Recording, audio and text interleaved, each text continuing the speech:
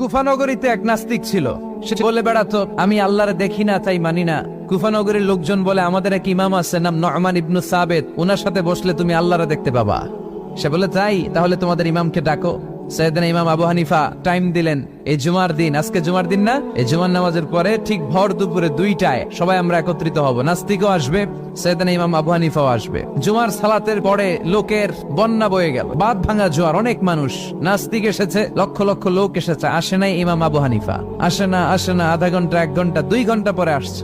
নাস্তিক বলে, এই তোমাদের ইমাম যার কোনো সময়ের জ্ঞানই নাই, এর সাথে কিসের তর্ক? সাইয়েদনা ইমাম আবু হানিফা বলে, ইনদি উযর, আমার ওজর আছে। কি ওজর? সাইয়েদনা ইমাম আবু হানিফা বলেন, আমি ঘর থেকে বের হয়ে আসার পথে একটা নদী পার হয়ে আসতে হয়। আজকে এসে দেখি নদীর মধ্যে কোনো মানুষ টানুষ নাই, নৌকা নাই, মাঝি নাই, কিচ্ছু নাই। তো হঠাৎ দেখলাম পাশে বিশাল বড় একটা গাছ।